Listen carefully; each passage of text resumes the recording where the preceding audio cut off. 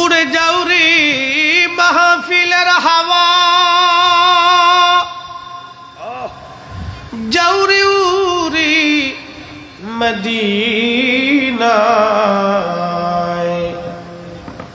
আমাদের দুরূদ পৌঁছে দিও নূর নবীজির পাক রওজায়।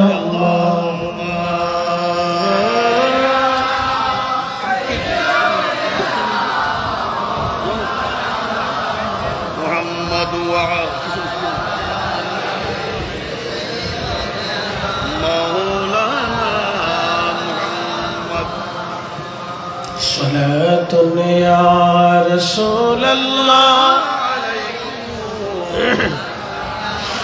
حبيب الله، صلاة يا رسول الله، سلام يا حبيب الله عليكم، خبر لو يا رسول الله، خبر لو मेरे मौला मेरे आका खबर लो, सलातुन या रसूल अल्लाह, सलामुन या हबीब अल्लाह, बलगल उला बि कमालिही, कशफत तुजा बि जमालिही, हसनत जमील शादिही, सल्लु कलमा तौहीद आरशे लेखा, बामित मुहम्मद आका, बंधुर पाशे बंधु बसा, ओ हबीबेर पाशे हबीब बसा, कालिमाते आसिफ मन बलगल आला बिकमालिही,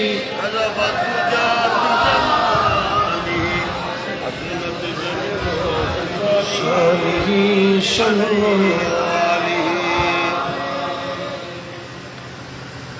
মনিবের আসমানে শুকরিয়া করি যিনি আমাকে এবং আপনাকে এই এলাকার বহু মানুষ থেকে যাচাই বাছাই পছন্দ করে আল্লাহ তার হাবিবের প্রেমের বাগানে বসার সুযোগ করে দিয়েছেন।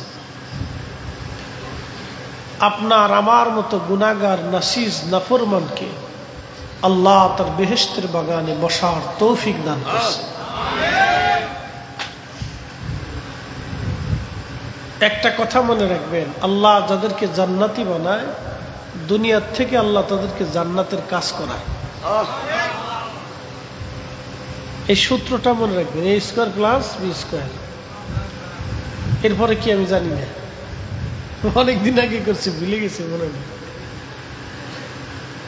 সে ক্লাস 10-এ না 9-এ থাকতে করতে হবে।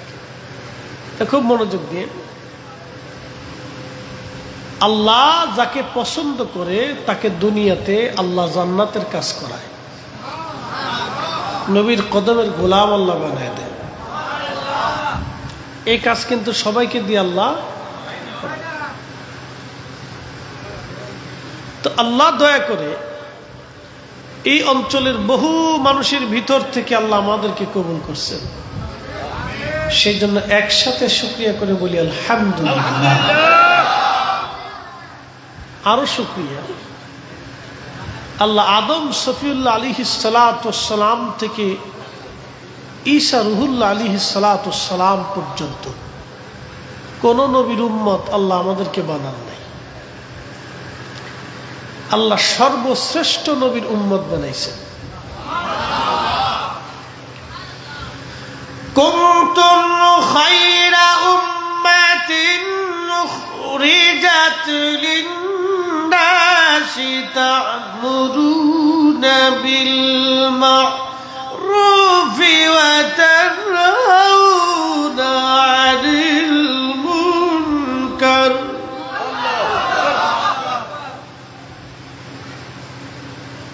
সরাসরি ওয়াজে চলে গেলাম। মুকদ্দম নামার সময় কম, রাত বেশি। বোয়ালখালীর মুসলমান খুব মনোযোগ দিবেন। রব বলতেছেন কোরআনে, আল্লাহ বললেন কুনতুম খায়রা উম্মাহ, তোমরা সর্বশ্রেষ্ঠ জাতি। আল্লাহ আমাদেরকে শ্রেষ্ঠত্ব দিলেন। কি কারণে শ্রেষ্ঠত্ব দিলেন? আল্লাহ শ্রেষ্ঠত্ব দিলেন এই জন্য আমরা আখিরি নবী, সর্বশ্রেষ্ঠ নবীর উম্মত। এই জন্যে চিনি খাইছি, মোল্লা চিনি নাই। কবি কাজী নজরুল আন্ডার ম্যাট্রিক, কিন্তু বুঝেছিল কবিতার ছন্দে, আমি যদি আরব হতাম, মদিনারি পথ, সেই পথ দিয়ে হেঁটে যাইতেন নূর নবী হযরত, নূর নবী হযরত। বলেন না মারহাবা। সালাতুন ইয়া রাসূলুল্লাহ আলাইকুম।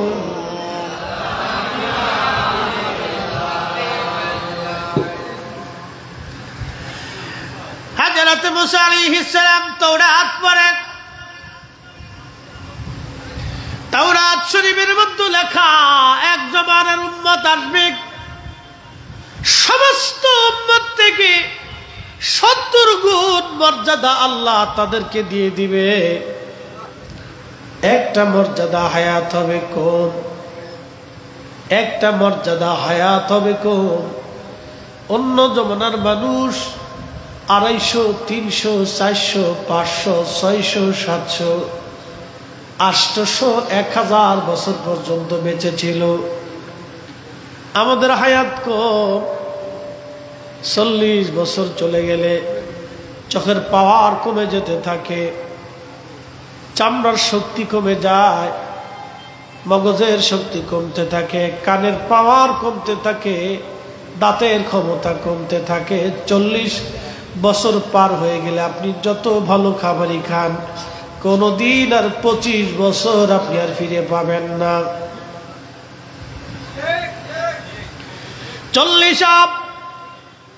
25 বছর বয়সের যে অন্তরের প্রফুল্লতা 40 বছর পরে আর আসে না। কি কথা কন না কেন?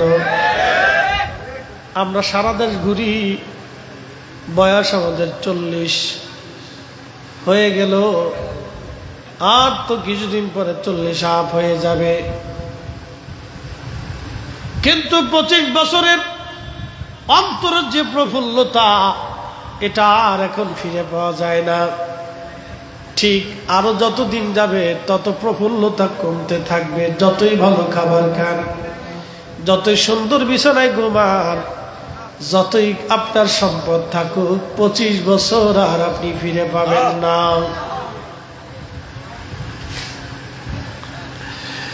হযরত মুসা নবী দেখতেছে হায়াত কম, নেকি কম, কিন্তু জান্নাতে চলে যাবে সবার আগে। আস্তে হয়ে গেল না? জোরে বলবেন কি আল্লাহু আকবার। মেহেশরের মাঠে এক জামাত উম্মত থাকবে, এটা এই উম্মতের, আল্লাহর হাবিবের উম্মতের ভিতরে এক জামাত আরশে মুআল্লার নিচে তাদের জায়গা হবে। নূরের চেহারা, নূরের মিম্বর, নূরের চেহারা নিয়ে তারা বসে থাকবে। নবীরা ডাক দিয়ে বলবে, রাব্বি এরা কারা? শহীদ যারা, তারা ডাক দিয়ে বলবে, আল্লাহ এরা কারা? তখন কোরআন বলতেছে, আলা ইন্না আউলিয়া আল্লাহি লা খাউফুন আলাইহিম ওয়া লা হুম ইয়াহজানুন।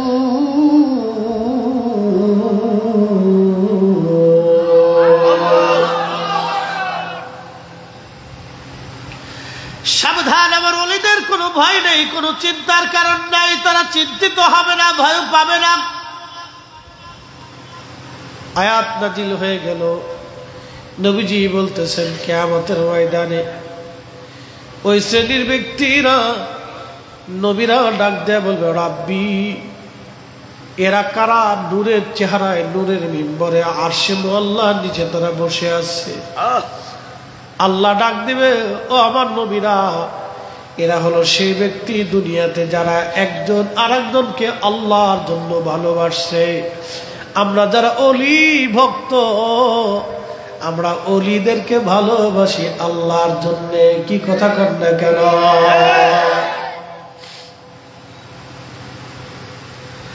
শাহজালাল আমিনী ইন্তেকাল করেছে 750 বছর পরে, বাবা আগে এখনো ভালোবাসি। কি কথা কর না কেন? বদর শাহ আউলিয়া আসছিলেন কত বছর আগে? কত বছর জানা আছে? বদর শাহ আউলিয়া শত শত বছর আগে আসলেন এই জমিনে। ভালোবাসি ভালোবাসি, নাম শুনে ভালোবাসি। খাজা বাবা আজমিরি, আহা, প্রায় 900 বছর আগে নাম শুনে ভালোবাসি। কি কথা কর না কেন? নাম শুনে ভালোবাসি। আল্লাহ ডাক দিবেন, নবীরা রে, এরা সেই দল যারা দুনিয়াতে আবার নবীর আখিরি নবীর উম্মত। এরা একজন আরেকজনকে ভালোবাসছিল আমি আল্লাহর জন্য। আল্লাহর ওলি যারা, তাদেরকে ভালোবাসি ওলি হওয়ার কারণে। দুনিয়ার সাম্রাজ্যের জন্য ভালোবাসি না, দুনিয়ার মন্ত্রী এমপির জন্য ভালোবাসি না। জবান খুলে বলেন, ভালোবাসি কার জন্য? কিয়ামতের ময়দানে আমাদের চেহারা নূরানি হয়ে যাবে। মুসা আলাইহিস সালামের ইজ্জত গুলি দেখা পেরেশান। আল্লাহ, ওই উম্মত তুমি আমারে দিয়ে দাও। আল্লাহ ডাক দেখে, মুসারি, তা হবে না। কুনতুম খায়রা উম্মাতিন উখরিজাত লিন-নাসি তা'মুরুন। কোরআনে আমার রব বলতেছে, তোমরা সর্বশ্রেষ্ঠ উম্মাহ, সর্বশ্রেষ্ঠ জাতি। তোমাদের মতো জাতি পৃথিবীতে আমি বানাই নাই, আর কখনো হবে না। আচ্ছা, জবাব দিবেন, নবী সাহাবীদের মতো মর্যাদাওয়ালা আর কেউ দুনিয়াতে আসবে না? সারা পৃথিবী যদি আপনি তন্ন তন্ন করে খুঁজেন, আমার পেয়ারা নবীর একজন আদনা সাহাবীর মর্যাদাওয়ালা কাউরে পাবেন না। কি কথা বলেন, ঠিক কিনা? আচ্ছা বলেন তো, সাহাবীদের এই দাম হলো কারণ কি? আমার রসুলের সোহবতের কারণে সাহাবীদের এই দাম হয়ে গেল। শুধু রসুল দেখার জন্য, সোহবতের জন্য যদি এত দাম হয়, আমার দিকে তাকান। বোয়ালখালীর মুসলমান আমার নবীর সোহবতে থাকার জন্য, বসার জন্য, দেখার জন্য যদি সাহাবীদের সর্বোচ্চ মর্যাদার অধিকারী হয়, এই মর্যাদা হয়েছে তাদের আমার নবীর কারণে। যদি রসুলের কারণে সাহাবীদের এত দাম হয়, তাহলে বুঝেন তো আজকের মাহফিল মিলাদুন নবী, আমার নবীর সাথে সম্পর্ক হওয়ার কারণে এই মাহফিলের দাম তো বাড়লো। মাহফিলে যারা সাজাইলো তাদের দাম বেড়ে গেল, মাহফিলে যারা বসলো তাদের দাম বেড়ে গেল, শুধু নবীর কারণে। কথা বলেন ঠিক কিনা? ও সাতার বেদাতের ফতোয়ার গোষ্ঠী কি নেই, ও ছাতা দেখার টাইম আমাদের নাই। এটা চিনছেন নি আপনারা? এটা কি আঙ্গুল কর? এটা বিড়াইলো কবে? আইসে তো এক লগে আঙ্গুল সাইডে ফার্স্টটা কয় লগে আইছে, এইটা বুড়াই লোকে। যে বুড়া লাগছে তার অস্কার পুরস্কার দেওয়ার দরকার। এইটা বুড়া বানালো লোকে না। দেখেন, আঙ্গুলের ভিতরেও দাম, আঙ্গুলেও দাম। এটা বুড়া, এটা শাহাদাত, একসাথে করলাম মারহাবা। এটা দেখাইলে ঝগড়া বাড়ে, এটা উঁচা করে বক্তব্য দিলে জোশ বাড়ে।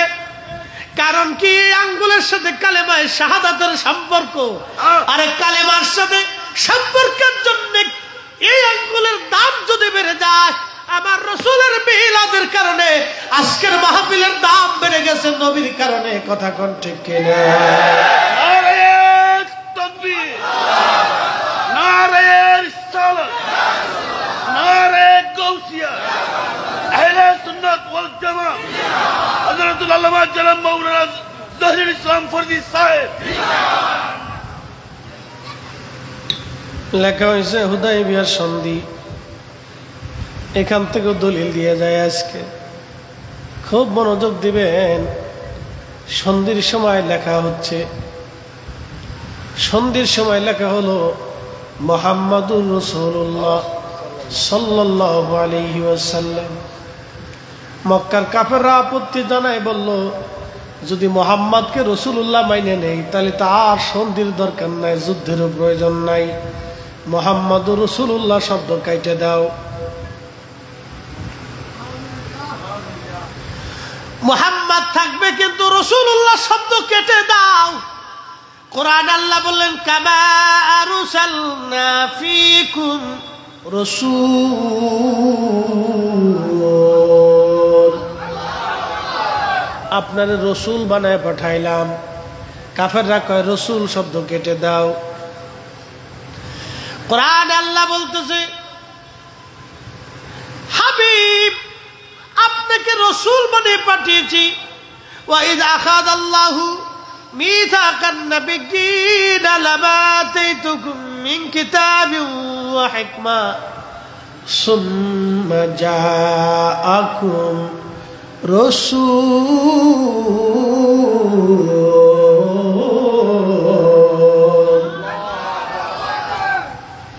আল্লাহ সেই দিন রোজা জলি সব নবীদের সম্মেলনে আমার মালিক নবীদেরকে নবুয়ত তখনও দেন নাই আমার আল্লাহ। তখন আল্লাহ বলে দিলেন আমারে রাসূল। নবীরা যখন নবুয়তি পান নাই তখনও আমাদের নবী খোদার দরবারে রাসূল, খোদার দরবারে মনোনীত রাসূল। একবার জোরে বলবেন কি ইয়া রাসূলুল্লাহ। ভুবনের প্রিয় মুহাম্মদ এলো রে দুনিয়ায়, রে সাগর আকাশ বাতাস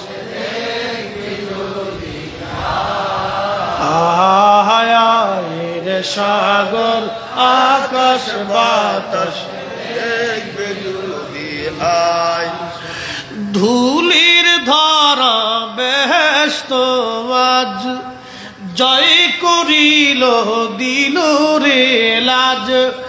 আজকে খুশির ঢল নেমেছে ধূসর সাহারায়, রে সাগর আকাশ বাতাস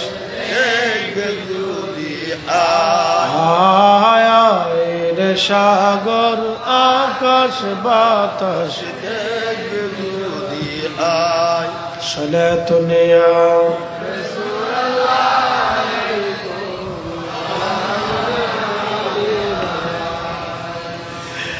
মক্কার মুশরিক দেখে বলল আমরা যদি মুহাম্মদের রাসূল মানি তাহলে তো আর যুদ্ধের কোনো প্রয়োজন নাই, এই রাসূল শব্দ কেটে নিয়ে আসো।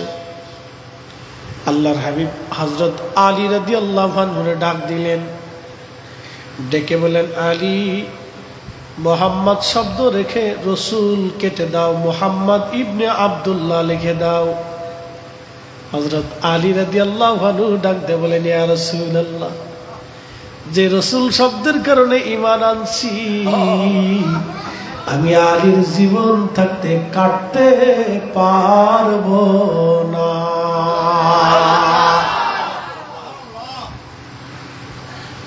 ওরা আমরা রেখে আমরা বেদাতি। আল্লাহর নবী নিজে হুকুম করার পরেও হযরত আলী কাটলেন না।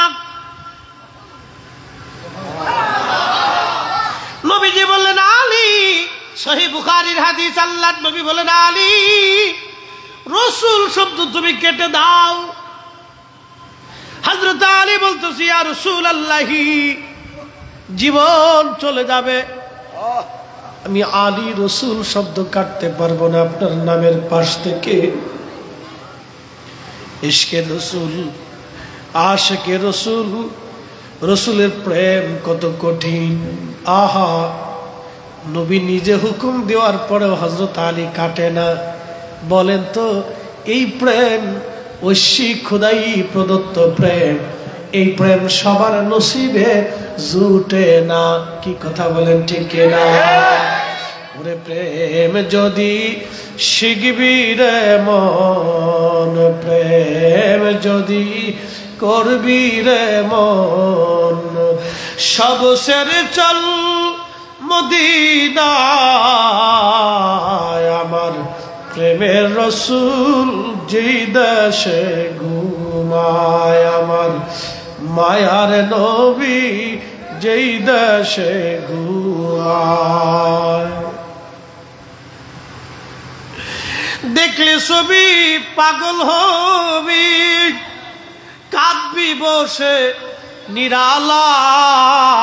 নিরালায়, আমার প্রেমের রাসূল যেই দেশে ঘুমায়। প্রেম যদি করবি রে মন, প্রেম যদি শিখবি রে মন, ওরে সব ছেড়ে চল মদিনায়, আমার প্রেমের রাসূল যেই দেশে ঘুমায়। আল্লাহর নবী নিজে বলতেছে, আলী রাসূল শব্দ কেটে দাও। আলী বলে, না ইয়া রাসূলুল্লাহ, জীবন চলে গেলেও রাসূল শব্দ আপনার নামের পাশ থেকে আমি আলী কাটতে পারবো না। এটা রাসূল প্রেম, ইশকে রাসূল, ইশকে রাসূল। ওরা যতই বলুক মিলাদুন নবী বেদাত, আমরা সুন্নিরা এই মাহফিল কখনো ছাড়তে পারবো না। হাত উঁচু করে বলেন, ঠিক না বেঠিক? আচ্ছা বলেন, ওরা এই বছর জুলুসে কিশোরগঞ্জের কুলিয়ারচরের আমাদের এক ভাইকে ওরা শহীদ করে দিল। মিলাদুন নবীর মাহফিলে, জশ্নে জুলুসে, আনন্দ র্যালিতে কিশোরগঞ্জের কুলিয়ারচরে আমাদের ভাইকে ওরা শহীদ করলো। ওরা জানে না যে একজন না লক্ষ সুন্নিও যদি শহীদ হয়ে যায় তো এই জমিনে মিলাদুন নবী বন্ধ হবে না। হাত উঁচু করে বলেন, ঠিক না ঠিক? বন্ধু আমার, ওরা কয়টা জায়গা বন্ধ করবে? বাংলাদেশে, ভারতে, পাকিস্তানে, উজবেকিস্তানে, তুর্কমেনিস্তানে, চীনে, ইন্দোনেশিয়াতে, মালয়েশিয়াতে, থাইল্যান্ডে, বন্ধু ইরানে, ইরাকে, জর্দানে, সিরিয়াতে, ইয়ামানে, ফিলিস্তিনে, মরক্কোতে, আফ্রিকা, ইউরোপ, আমেরিকা, পৃথিবীর যেখানে মুসলমান আছে সেখানে আমার নবীর মিলাদুন নবীর মাহফিল চলে।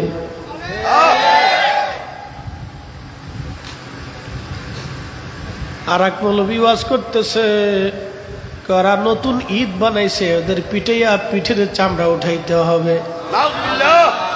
মৌলবীরে বলতেছি, মৌলবী পিঠের চামড়া কয়জনের উঠাবা?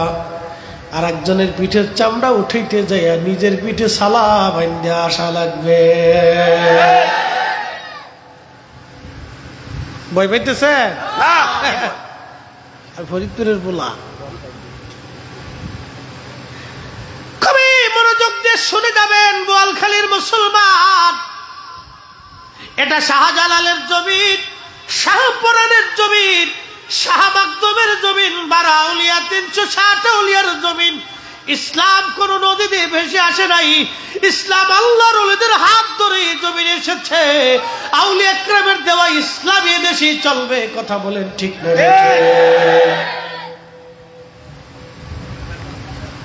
বাজান খুব মনোযোগ দিয়ে কথা শুনবেন। হযরত আলী রাদিয়াল্লাহু আনহু ডাক দিয়ে বলতেছে, হুজুর নাম আমি কাটতে পারবো না। আল্লাহর হাবিব নিজে রসুল শব্দ নবী কেটে দিয়ে মুহাম্মদ ইবনে আব্দুল্লাহ নবী নিজে হাতে লিখে দিলেন। যারা বলে রসুল লিখতে পারে না, সহিহ বুখারীর হাদিস থেকে জানা গেল আল্লাহর নবী লিখতেও পারতেন, পড়তেও পারতেন।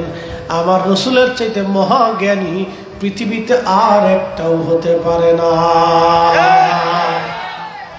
আল্লাহ বলেন ওয়ায়ুআল্লিমুকুম মা লাম, কোরআন শরীফে আমার মালিক আমার রব তার পবিত্র জবানের ভাষায় বলতেছেন ওয়ায়ুআল্লিমুকুম মা লাম তাকুনু তা'লামুন।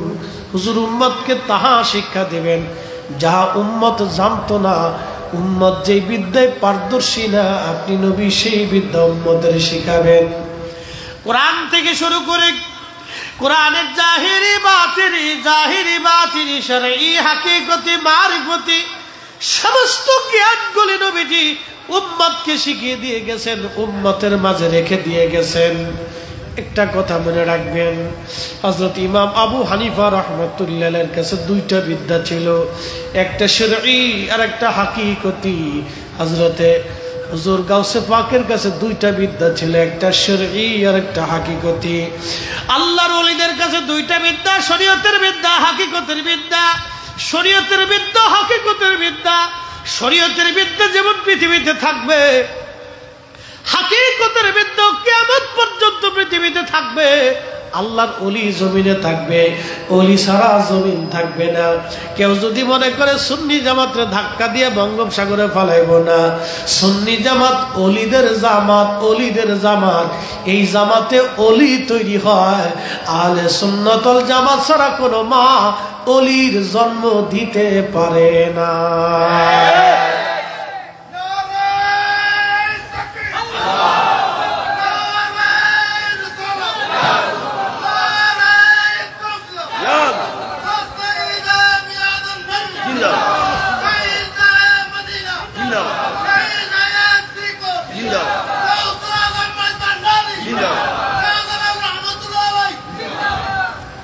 মাশাআল্লাহ, এত মাইক লাগে না দেখতেছি, বিরাট গলার গলা। মাশাআল্লাহ, মারহাবা কর। এরকম গলালে 100 লোকে যদি চিৎকার দেয় তো বোয়ালখালী কাভার হয়ে যাবে। কি কথা বলবে? বোয়ালখালী কি হবে? কাভার হয়ে যাবে। খাবার খুব মনোযোগ দেন বোয়ালখালীবাসী। আল্লাহর কোরআন বলতেছে, হুজুর উম্মতকে আপনি শিখাবেন, যাহা জানে না তাহা শিখাবেন। আনার সাগরের পানি খাজা বাবা আজমেরি একটা লুটার ভিতরে এনেছিলেন। সুবহানাল্লাহ, কি আসতে বলতে। আনার সাগরের পানি একটা লুটার ভিতরে খাজা বাবা আজমেরি আনলেন। বলেন এই বিদ্যা কি ঢাকা ইউনিভার্সিটিতে গেলে পাওয়া যাবে? Jagannath, Jahangirnagar, Oxford, Harvard, Medina university, Mecca university, মিশর আল আজহার বিশ্ববিদ্যালয়, পৃথিবীর কোন বিশ্ববিদ্যালয় গেলে এই বিদ্যা আপনি পাবেন না। এই বিদ্যার বিশ্ববিদ্যালয় কাদরিয়া, চিশতিয়া, নকশবন্দিয়া, মুজাদ্দিদিয়া, এই বিদ্যাও থাকবে, তরিকাও থাকবে। যারা বলতেছে, চিন্তা করতেছে আহলে সুন্নাত ওয়াল জামাত ধাক্কা দিয়া বাংলাদেশ থেকে বের করে দিব, কলা না শুনে রাখো। স্বপ্ন দেখবা, সকালবেলা উঠে দেখবা বিছনা পেশাবে নষ্ট হয়ে গেছে।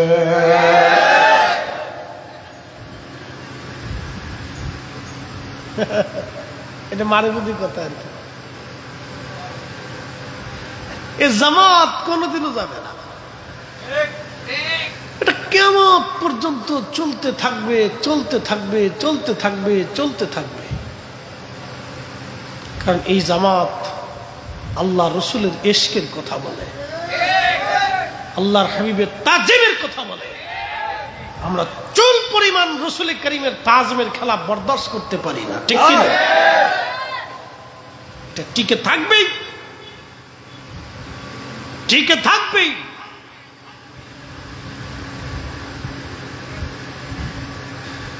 প্রিয় বোয়ালখালীর মুসলমান হাজিরিন, হযরত আলী রাদিয়াল্লাহু আনহু তো সেই ব্যক্তি, ইশকে রাসূল, আশিক রাসূল, তিনি সেই ব্যক্তি। আল্লাহু আকবার, আল্লাহু আকবার। 10 বছর বয়সে তিনি কালেমা পড়লেন। মক্কাতুল মুকাররমায় যখন নামাজ পড়ার কেউ ছিল না, আল্লাহর নবী ইমাম ছিলেন। আম্মাজান খাদিজা পাশে দাঁড়াইতেন। আম্মাজান খাদিজার পিছনে হযরত আলী আল্লাহর নবীর পাশে, 3 জন কাবাতে নামাজ পড়তেন। তিনি সে আলী, দুনিয়ার কোনো হারামি, শারাবি, খারাবি, নাপাকি তার শরীরকে কখনো স্পর্শ করে নাই, যার কারণে নবীজি তার আল্লাহর হাবিবের পছন্দের কন্যা সাইয়্যিদাতুন নিসাই আহলিল জান্নাহ ফাতেমার সঙ্গে হযরত আলীর বিয়ে দিয়েছেন বংশধারাকে বিস্তার করার জন্য। একবার আওয়াজ করে বলবেন কি মারহাবা।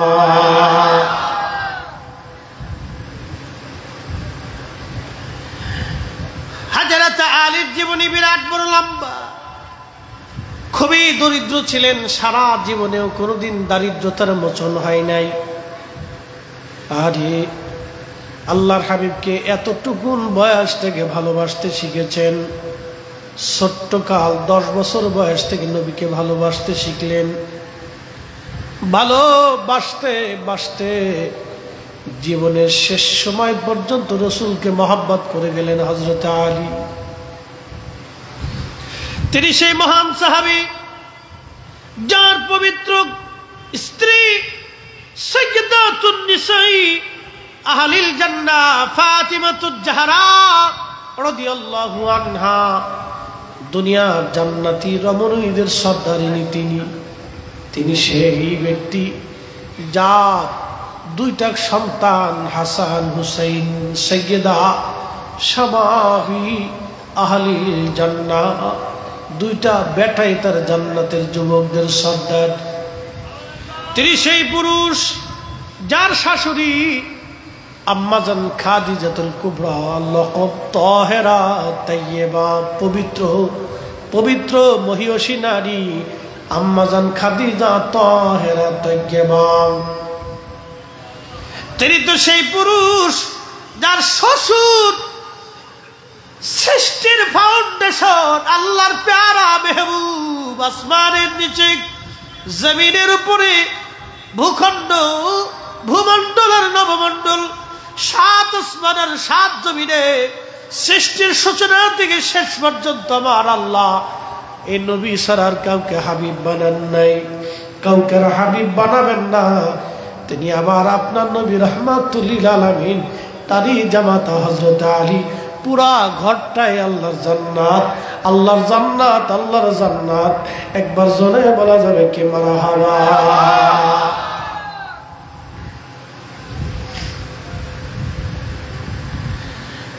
হযরত আলীর মর্যাদা অনেক, মর্তবা আল্লাহ দিয়েছেন অনেক, অনেক তার ফজিলত। হযরত আলী তিনি যেমন একজন সাহাবী ছিলেন, খুবই ভদ্র কিন্তু বীর যোদ্ধা। ক্ষুধা কখনো তার পিছু ছাড়ে নাই, অভাব কখনো তার মোচন হয় নাই। বিয়ে যখন হবে ফাতেমার সঙ্গে হযরত আলীর, নবীজি জিজ্ঞেস করলেন, আলী বিয়ে তো করবা, সম্পদ তোমার কি আছে? বলি, ইয়া রাসূলুল্লাহ, আমি বিবাহ করব, সম্পদ বলতে মাত্র আমার একটা ঢাল আছে, একটা তলোয়ার আছে, একটা ঢাল আর একটা তলোয়ার, আর গায়ের মধ্যে লাগানো লোহার বর্মটা আমার আছে, এছাড়া আর কোনো সম্পদ হযরত আলীর নাই। আল্লাহর হাবিব বলেন, আলী তুমি লোহার বর্মটা, গায়ের বর্মটা তুমি বিক্রি করে দাও, কারণ ঢাল আর তলোয়ার তো যুদ্ধের জন্য লাগবে, যে কোনো সময় যুদ্ধ বেঁধে যেতে পারে, জিহাদের জন্য প্রস্তুত থাকতে হবে। আলী, শুধু লোহার বর্মটা তুমি বিক্রি করে দাও। লোহার বর্ম বিক্রি করতে গেলেন, মাত্র 3 দিরহাম দাম আসে, মাত্র 3 টাকা দাম আসে। 3 টাকা দিয়ে বিবাহ কেমনে করবে হযরত আলী? চিন্তায় পড়ে গেলেন, এই সামান্য অর্থ দিয়ে বিবাহ আমরা কেমনে করব? আর আমার দেশের বিয়ের অবস্থা তো ভয়াবহ। চট্টগ্রামের কথা জানি না, আমাদের ঢাকার শহরের বিয়া আর আমার ফরিদপুরের বিয়া বিরাট বড় মারাত্মক। একজনের বউ আর একজন নিয়ে কাঁধা ছোড়াছুরি করে। ভাবি আড্ডাবর বিয়ে আর বিয়ান, এই কথা বললে লজ্জা করবে, আমার সমাজ নিকৃষ্ট পর্যায়ে চলে গেছে। কুত্তা পর্যন্ত দেখলে চিন্তা করে, তোরা মানুষ হইলি কা, আমরা কুত্তা হয়েই ভালো কাজ করছি। সর্বনিকৃষ্ট বেহায়াপনা বিবাহের অনুষ্ঠানে হয়। সর্বনিকৃষ্ট বিবাহের অনুষ্ঠানে বেহায়াপনা হয়। সর্বনিকৃষ্ট বেহায়াপনা বিবাহের অনুষ্ঠানে হয়। আল্লাহ রাসূল বললেন, আলী 3 দিরহাম মাত্র দাম হয়। হযরত উসমান গনি ডাক দিয়ে বলেন, আলী তোমার বর্মটা কত দিরহাম দাম হয়েছে? বলে মাত্র 3 টাকা। হযরত উসমান গনি অনেক ধনী ছিলেন, ডাক দিয়ে বলেন, আলী রে কত দিলে তুমি খুশি? বলে আপনি যত দেন। 280 দিরহাম দিয়ে দিলেন। একবার জোরে বলবেন কি মারহাবা। বর্মটা দিয়ে চলে আসতেছে, ডাক দিয়ে বলতেছে, আলী দাঁড়াও, আমি বর্মটা তোমার কাছ থেকে কিনেছি, আবার এই বর্মটা তোমাকে আমি হাদিয়া দিয়ে দিলাম। সাহাবীদের মধ্যে এইরকম সম্পর্ক ছিল। আর আমার দেশের শিয়া যারা আছে, ওই যে আপনার দেখবেন কি বলে, আপনার ওই যে তাজিয়া করে, ঘোড়া বানায়, পুতুল বানাইয়া বিরাট বড় করে দা কোরাল নিয়া ছুরি নিয়া পিঠ কাটার দৌড়ায়, আর হাই হোসেন হাই হোসেন। ওরা বলে উসমান হযরত আলীর সাথে খেয়ানত করছে, হযরত ওমর আর আবু বকর 2 জন আলীর সাথে খেয়ানত করেছে। খলিফা হওয়ার কথা হযরত আলী, খলিফা হয়েছে এরা 3 জন, এরা আলীর সাথে গাদ্দারি করছে। সাহাবীদেরকে যারা অসম্মান করে কথা বলে, তারা অরিজিনাল ভন্ডের ঘরের ভন্ড, তারা অরিজিনাল দুশ্মনের রাসূল। কথা বলেন ঠিক কিনা? শিয়া থেকে সাবধান থাকবেন, খুব ভয়াবহ আকীদা, মারাত্মক আকীদা। এদের কথা শুনলে আপনার শরীর শিহরে উঠবে যে বলেটা কি। চিন্তা করছেন উসমান আলী রাদিয়াল্লাহু তাআলা আনহুর ভিতর সম্পর্ক কেমন ছিল? বলতে উসমান রাদিয়াল্লাহু আনহু বলতেছে, আলী রে দিয়ে দিলাম, যাও নিয়ে যাও। কি মহব্বতের সম্পর্ক ছিল! তার খেয়ানত করতে পারে, গাদ্দারি করতে পারে। ঠিক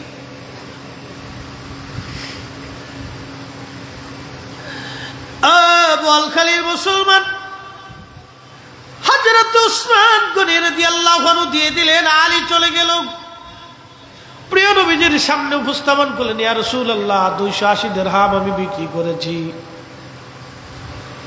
দেখেন কার সাথে মেয়ের বিবাহ দিচ্ছে। আমার দেশের পোলাপান হলে কিছু পকেটের মধ্যে রেখে দিত। কি কথা বললেন? 280 দিরহাম সামনে দিয়েছে হুজুর, 280 দিরহাম বিক্রি করছি। নবীজি বললেন, আলী রে এই টাকা দিয়ে সুগন্ধি বিবাহের সামানা কিনো, এই টাকা দেন মোহর ফাতেমার জন্য নির্ধারিত রাখো, আর এই টাকাটা তোমাদের সংসারের জন্য রেখে দাও। কি সুন্দর জীবন ছিল! যদিও আমাদের মতো কোটি কোটি টাকা না, ছোট্ট জীবন, ছোট্ট সংসার, ছোট্ট অর্থনীতি, কিন্তু বিরাট বড় আমানতওয়ালা জিন্দেগি। আল্লাহর নবীর সাহাবী হযরত আলী রাদিয়াল্লাহু আনহু, ওনার বয়স প্রায় 25 বছর, আর হযরত ফাতেমা রাদিয়াল্লাহু আনহার বয়স তখন 18 বছর। ফাতেমার বয়স 18, বিয়ে হবে, দিন তারিখ নির্দিষ্ট। হযরত আলীর ঘরের মধ্যে কোনো খাট নাই, একটা ছোট্ট চৌকি কিনা হলো, বিছানা নাই, খেজুর পাতার মাদুর বিছানো হলো, বালিশ নাই রে। ফাতেমার জন্য বালিশ খেজুর গাছের ছাল চামড়ার ভিতরে ঢুকাইয়া সেদিন বালিশ বানানো হলো। যেই নারী জান্নাতের সর্দারিনী, তার ফাতেমা, তার বিয়ে হয় আজকে সহজ সরল ভাবে। আর আমার দেশের ফাতেমা, তার বিয়ে হয় আজকে বিরাট আলিশানি। বেটা দরবেশের পুলা, ওই যে কি বিবাহ বার্ষিকী পালন করছে, 350 কোটি টাকা খরচা করিয়া। 350 কোটি টাকা খরচা করে বিবাহ বার্ষিকী পালন করে তারা। আর আমার দেশের কত মা টাকার অভাবে ওষুধ কিনতে পারে নাই। আমার দেশের কত বাবা টাকার অভাবে ডাক্তার দেখাইতে পারে না। টাকার অভাবে আমার দেশের কত মা কত বাবা টাকার অভাবে ভালো খাবার কিনতে পারে না।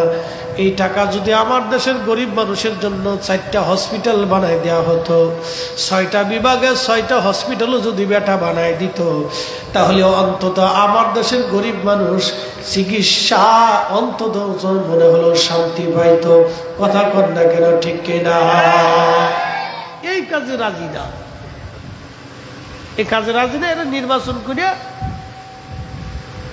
100 কোটি টাকা খরচা করবে, চুরি করবে 1000 কোটি টাকা, 900 কোটি টাকায় লাভ।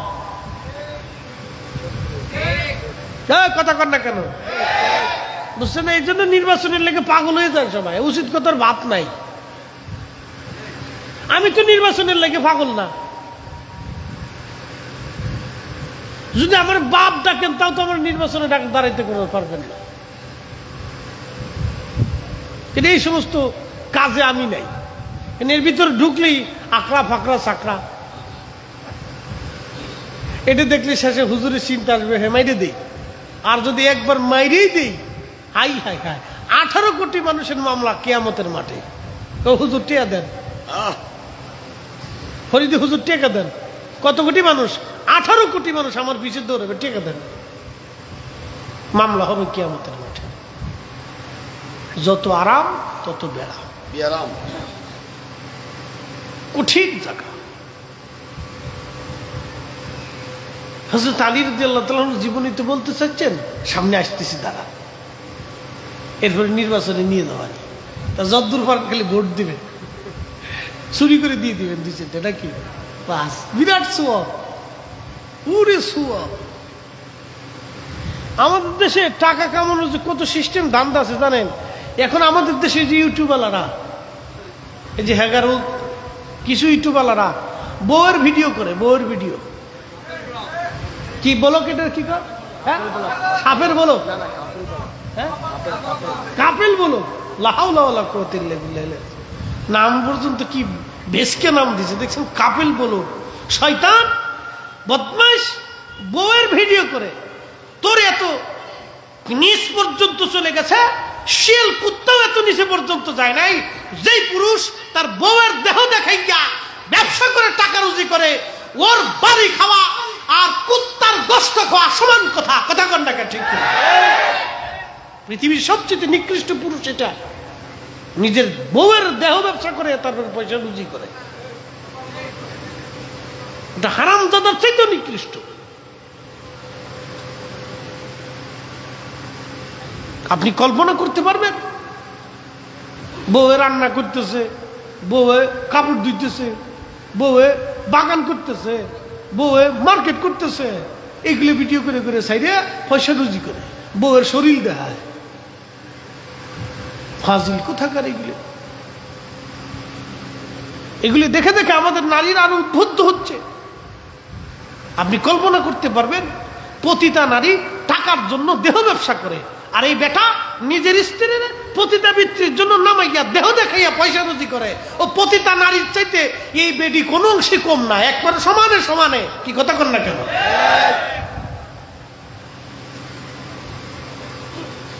এই চলতেছে আমাদের সমাজে।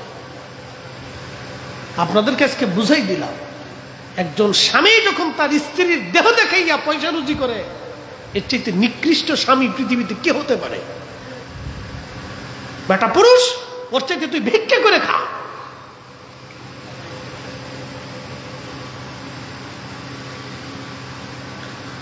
প্রিয় বোয়ালখালীর মুসলমান,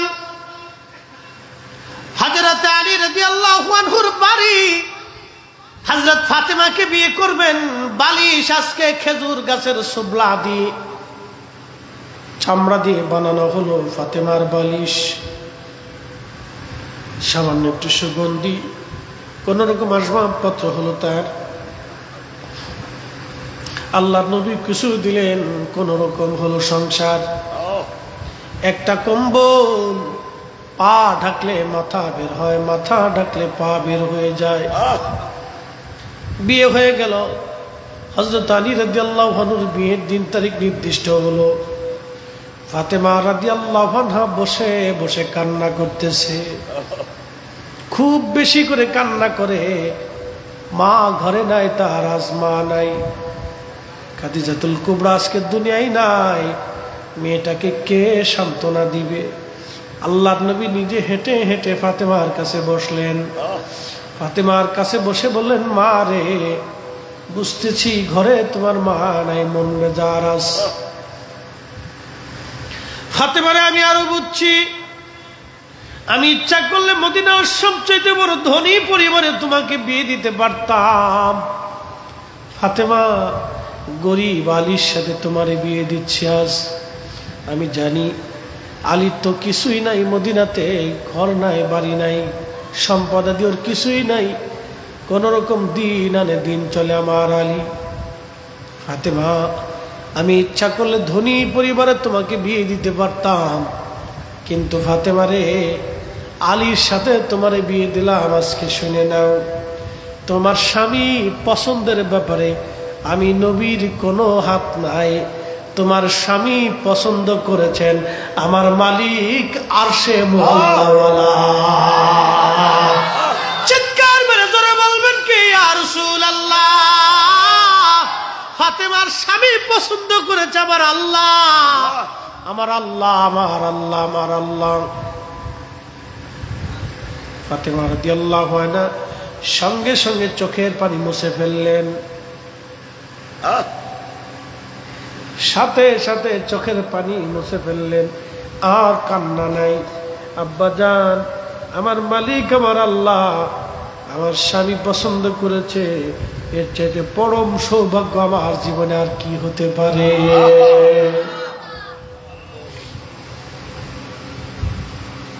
তাদের দুইজনের বিবাহের পছন্দ আল্লাহর, সরাসরি আল্লাহর হুকুমে হযরত ফাতেমা রাদিয়াল্লাহু আনহার বিয়ে হলো আলীর সঙ্গে। সেই দিনের বিবাহ, আজকের বিবাহ, বিয়ে হয়ে যাচ্ছে নরমাল ভাবে। বিয়ে হয়ে যাওয়ার সময় হযরত হামজা রাদিয়াল্লাহু আনহু, তিনি ফাতেমা রাদিয়াল্লাহু আনহার দাদা, নবীজির চাচা। ফাতেমা রাদিয়াল্লাহু আনহার দাদা, নবীজির চাচা। হামজা ডাক দিয়ে বলল, আমার নাতির বিয়ে হবে, অথচ অলিমা হবে না, তা হয় না। আমার নাতি গরিব হতে পারে, নাত জামাই গরিব হতে পারে, আমি হামজা তো মরে যায় নাই, দাদা তো মরে যায় নাই, বড় কলিজাওয়ালা ছিলেন। উনি তাড়াতাড়ি উট এনে নাতির বিয়েতে উট জবাই দিয়ে অলিমা রান্না করে সারা মদিনার মানুষ খাওয়াইতে লাগলেন। একবার জোরে বলবেন কি মারহাবা? নাতিরে খুব ভালোবাসতে। এই জন্য দেখেন, আমরা দাদা নানা মরে গেলে খোঁজ খবর নিই না। হ্যাঁ, নাতিরে খুব ভালোবাসতেন বিদায় হযরত ফাতেমা জীবনেও দাদারে ভুলেন নাই। আজকে শুনে যা, দাদার প্রতি কৃতজ্ঞতা কত চমৎকার ছিল। তাদের জিন্দেগি শুনলে আপনার গা শিহরে উঠবে। দাদার প্রতি ভালোবাসা এতই কঠিন ছিল, দাদা শহীদ হয়ে গেলেন উহুদে। হযরত আমির হামজা উহুদে শহীদ হয়ে গেলেন। হযরত ওহসী রাদিয়াল্লাহু আনহু তখনও কালেমা পড়েন নাই। পাহাড়ের আড়াল থেকে তিনি হযরত হামজার বক্ষ বরাবর বর্ষা নিক্ষেপ করেছিলেন। বর্ষার আঘাতে তিনি শহীদ হয়ে গেলেন। হিন্দা তার নাক কানগুলি কেটে কলিজা ফেরে কলিজা বের করে নিয়ে চিবিয়েছিল। এই দৃশ্যখানা নবীকে বড় পেরা দিয়েছিল। আল্লাহর নবী লাশের পাশে বসে উহুদে কেঁদেছিলেন আর বলেছিলেন, আমার চাচা সাইয়্যিদুশ শুহাদা, সমস্ত শহীদদের সর্দার বলে আমি ঘোষণা দিয়ে দিলাম। একবার জোরে বলা যাবে আল্লাহু আকবার। সাইয়্যিদুশ শুহাদা, শহীদদের সর্দার, উহুদে তাকে সমাহিত করা হলো। এখনো হামজার লাশ পচে নাই, উহুদে ওইভাবে এখনো লাশ রয়ে গেছে। হযরত ফাতেমা রাদিয়াল্লাহু আনহা দাদার মহব্বতে প্রত্যেক জুমার নামাজের পরে জুমার দিনে তিনি হাউদায় চড়ে, উটের পিঠে চড়ে তিনি সুদূর মদিনাতুল মুনাওয়ারা থেকে উহুদে চলে যাইতেন। দাদার মাজারের পাশে দাঁড়ায় দাঁড়ায় দাদা হামজা রাদিয়াল্লাহু আনহুর জন্য দোয়া করতেন, জিয়ারত করতেন। একবার জোরে বলা যাবে কি মারহাবা। আমরা দেশের নাতি দাদার কথা ভুলে গেছে, মনে নাই। তো কবরের পাশে যায় না, বাপের কবরের পাশে যায় না তো দাদা। আর অনেকে ভূতে ধরবে, ভূতে কি এর ভূতে ধরবে? ভূত আপনি ধরে নিয়ে আসবেন, কি কথা কন না কেন? হ্যাঁ, ভূত দেখে ডরান, ধরে নিয়ে আসবেন ভূত।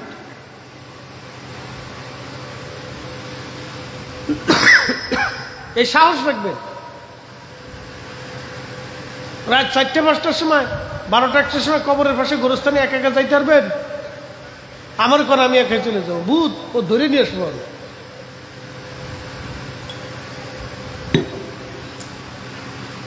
ভূত ধরে নিয়ে আসবেন। ভূত আপনি ভূত দেখে বলাবেন কেন? ধরে নিয়ে আসবেন। ভূত আয় বেটা, তোর আজকে ভাইছি, বহুদিন ধরে তোর খুঁজতেছিলাম, আজকে বাটাম চালান দেবো।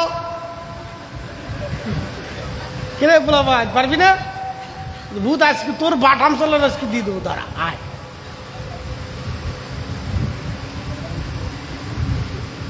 কোনো ভূতের ভয় নাই। রাত্রিবেলা যাবেন গোরস্থান, সুযোগ হলে। বলে হুজুর কারণ কি? আপনি রাতে যখন গোরস্থানের পাশে দাঁড়াবেন আপনার শরীর ঠান্ডা হয়ে যাবে, ভয়ে না, আখিরাতের চিন্তায়, আল্লাহর ভয়ে আপনার শরীর ঠান্ডা হয়ে আসবে। আহা, আজকে যারা পৃথিবীতে দেমাগ দেখাইতো, ক্ষমতা আর অহংকার দেখাইতো, আজকে তারা মাটির নিচে চলে গেছে, কেউ তাদের দেখার নাই। নিস্তব্ধ হয়ে গুরুস্থানের ভিতরে চলে গেছে। একদিন মাটির ভিতরে হবে ঘরে, মন আমার কেন বান্ধু দালান ঘর। কত রাজা বাদশা জমিদার কবরের পাশে ঘুমায়, কবরের ভিতরে ঘুমায়। কবরে ঘাস দুবলা জন্মে গেল, শিয়াল কুত্তা ঘুরে বেড়ায়। আজকে তাদের কোনো ক্ষমতা নাই, আজকে তাদের কিছুই নাই, করার কিছুই নাই। এই জন্য ক্ষমতা পাওয়ার পরে যারা অপব্যবহার করে তারা অনেক বড় ভুল করে। যারা করেছে তারা ভুল করেছে, যারা আগামীতেও করবে তারাও জীবনে চরম ভুল করবে। এই ভুলের মধ্যে যারা জড়াবে তাদের বিরাট ক্ষতি হবে। কি কথা বলেন ঠিক কিনা? অনেক বড় ক্ষতি হবে। তার নমুনা তো একটু দেখা যায়, মিলাদুন্নবীতে মারামারি করতে আসে, বন্ধ করে দিতে চায়, শক্তি দেখাইতে চায়।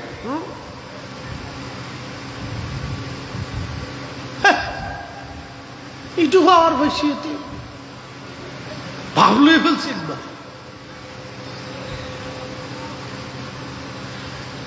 শুনে রাখেন বোয়ালখালীর মুসলমান, ক্ষমতা চিরদিনের জন্য না। গোরস্থানের পাশে দাঁড়াবেন, কবরের পাশে দাঁড়ানোর পরে রাতের আধারে যখন কবরে দাঁড়াবেন শরীর হিম হয়ে আসবে। চিন্তায়, আখিরাতের চিন্তায় আপনার মন একবারে নরম হয়ে যাবে। চোখ বেয়ে বেয়ে বাবার কবরের পাশে দাঁড়ায় চোখ বেয়ে বেয়ে পানি চলে আসবে। মায়ের কবরের পাশে দাঁড়াইয়া চিন্তা করবেন, মা এই গভীর রাত্রিবেলা তুমি আমার কোল থেকে ছাড়ো নাই, তুফান হলো মা তুমি আমার কোলের মধ্যে জড়িয়ে রাখছো, বৃষ্টি হলেও ছাড়ো নাই, এত রাত্রে কোনোদিন একা একা আমার ছেড়ে দাও নাই, পেশাব পায়খানা বিছনাতে করলো মা লাথি মেরে ফেলে দাও নাই রে মা, আজকে কবরের জেলখানায় তুমি বন্দি, আজকে কবরের জেলখানায় তুমি বন্দি মা, আমি সন্তান তোমার বিছানা দিতে পারি নাই, তোমার খোঁজ খবর আমি নিতে পারি নাই। কবরের পাশে দাঁড়ায় যাবেন, মায়ের কবরের পাশে দাঁড়িয়ে যাবেন, মাকে ডাকবেন, মা তোমার হক আমি আদায় করতে পারি নাই, তুমি মা আমার যেইভাবে লালন পালন করছো সেই অনুযায়ী কোন হক আমি আদায় করতে পারি নাই, কিন্তু রাত্রিবেলা আমি সন্তান তোমারে ভুলি নাই,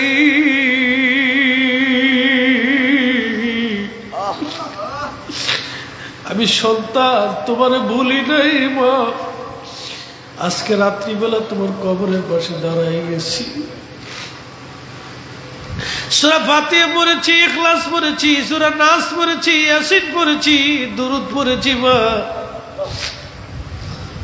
আজকে একটু যদি হক আদায় হয় তোমার কবরের পাশে দাঁড়ায় গেলাম, আল্লাহর দরবারে দাঁড়ায় চোখের পানি ছেড়ে দিবেন। আল্লাহর নবী বলতেছেন, সন্তান রে বাবা মার কবরের পাশে দাঁড়ায় যখন তুমি আল্লাহর দরবারে হাত তুলে চোখের পানি ছাড়বা, আমার মালিক আমার আল্লাহ সাথে সাথে বাবা মার কবরগুলি জান্নাতের বাগান বানায় দেবে। কোরআনে আল্লাহ বলতেছে, বান্দারে তুমি বেশি বেশি করে এইভাবে দোয়া করো, রব্বির হামহুমা কামা রব্বায়ানি সগীরা।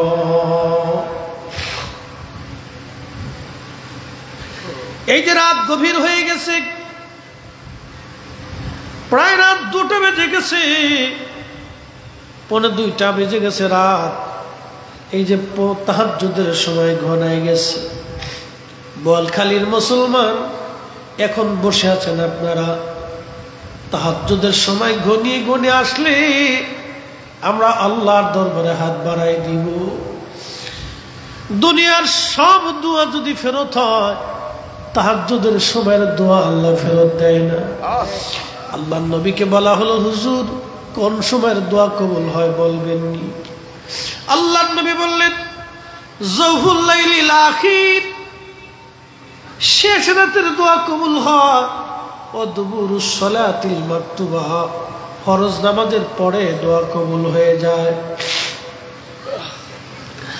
শেষ রজনীর দোয়া, তাহাজ্জুদের সময়ের দোয়া কবুল হয়, ফরজ নামাজের পরে দোয়া করলে দোয়া কবুল হয়ে যায়। একবার জোরে বলা যাবে কি মারহাবা? তাহাজ্জুদের সময় হাত বাড়াবেন, আমার মনিব আপনার হাত ফিরাবে না। যদি কখনো দোয়া কবুল না হয়, তাহাজ্জুদের সময় আপনি হাত বাড়াবেন, তাহাজ্জুদের সময় হাত বাড়াবেন, তাহাজ্জুদের সময় হাত বাড়াই দিবেন, আমার আল্লাহ হাতগুলি খালি ফেরত পাঠাবে না। কবরের পাশে দাঁড়াবেন, ফরজ নামাজের পরে দোয়া করবেন, আল্লাহ হাত খালি ফিরাবে না। সফরকালীন সময় মুসাফির অবস্থায় হাত বাড়াবে, আমার আল্লাহ হাত ফেরত দেবে না। মাজলুমের দোয়া আল্লাহর দরবারে কবুল হয়, জালিমের বিরুদ্ধে মাজলুমের দোয়া কবুল হয়ে যায়। আমার মৌলা আমার আল্লাহ হাত ফিরায় না। বোয়ালখালীর মুসলমান হাজিরিন, এই সময়ের দোয়াগুলি আল্লাহর দরবার থেকে ফেরত আসে না। বৃষ্টির সময় হাত বাড়াবেন, আল্লাহ ফেরায় না। কিছু কিছু সময় দোয়া কবুল হয়, এগুলি মনে রাখবেন। কবরের পাশে দাঁড়াবেন, রাত্রিবেলা যাবেন, ফজরের সময় যাবেন, তাহাজ্জুদের সময় যাবেন, দোয়া কবুল হয়ে যাবে। চিন্তার কোনো কারণ নাই, ভয়েরও কোনো কারণ নাই। জিয়ারত করবেন, যদি তা না পারেন দিনে যাবেন, যদি সম্ভব হয় প্রত্যেক দিন যাবেন, না পারলে জুমার দিনে যাবেন। জুমার নামাজ পড়ে বাবা মার কবরের পাশে দাঁড়াবেন, দাদা দাদির কবরের পাশে দাঁড়াবেন। সাইয়েদা ফাতিমাতুজ জাহরা রাদিয়াল্লাহু আনহা তিনি প্রত্যেক জুমার দিন উহুদে যাইয়া দাদা আমিরা হামজা রাদিয়াল্লাহু আনহুর কবরের পাশে দাঁড়াইয়া, মাজারের পাশে দাঁড়াইয়া তিনি জিয়ারত করে দোয়া করতেন, দাদার জন্য কাঁদতেন।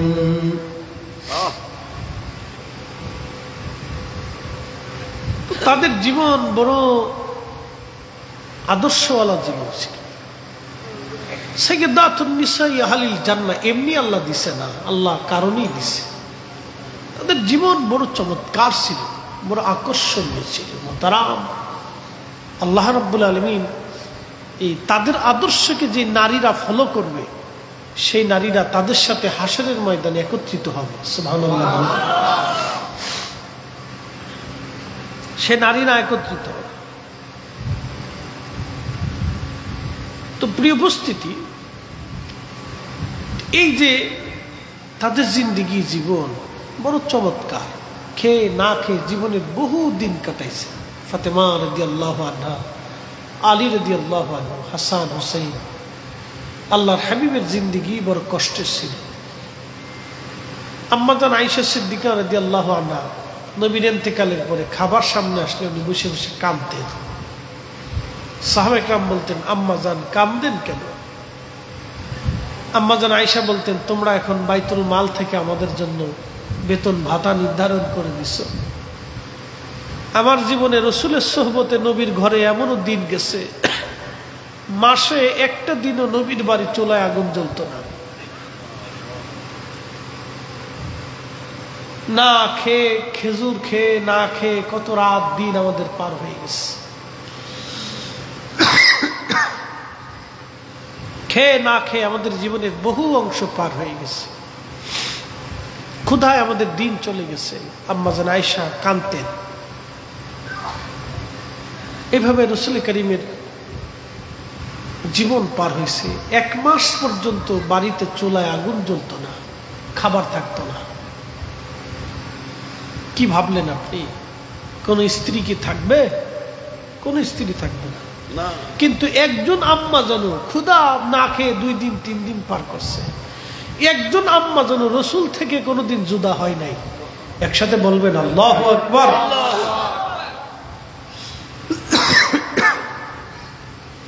সবচেয়ে ছোট বয়সী ছিলেন আম্মাজান আয়েশা সিদ্দিকা রাদিয়াল্লাহু আনহা। সবচেয়ে ছোট বয়সী। আল্লাহর হাবিবের বয়স অনেক ছিল, শরীয়তের বয়স অনেক ছিল। এত ছোট বয়সী একজন মেয়ে আল্লাহ রসুলের খেদমত করছেন, একসাথে থাকছেন, এক ঘরে থাকছেন, তারপরও মাসের পর মাস ক্ষুধায় দিন চলে গেছে। একটা কুমারী মেয়ে, এত অল্প বয়সীর মেয়ে, একজন মহিষী নারী, আমাদের মা রসুলকে ছেড়ে কোনোদিন আসেন নাই। ইচ্ছা করলে চলে যেতে পারতেন, কিন্তু আসেন নাই কোনোদিন। আর আমাদের দেশের বেডিরা, মহিলারা স্বামীর সামান্য ডাইন বাম হলেই তালাক নিতে চায়, তালাক দিতে চায়, পাগল পড়া হয়ে যায়। ছি ছি ছি ছি। সামান্য একটু ডান বাম হলেই তালাক। আবার বিয়ের আগে কন্ট্যাক্ট করে। বিয়ের আগে কন্ট্যাক্ট হয়। কি কন্ট্যাক্ট জানেন? কামারে নিলে বিয়ে করলে আলাদা সংসার করতে হবে, বাসা ভাড়া নিয়ে থাকতে হবে, অমুক জমুক টমুক টমুক। পুরে শয়তান কোথাকার। এই বেডি বিয়ে করার চাইতে সারা জীবন বুড়ে গিথা বালা। হ্যাঁ, কথা কন না। এই মহিলা বিয়ে করার চাইতে সারা জীবন কি বুড়ে গি থাকা বালা।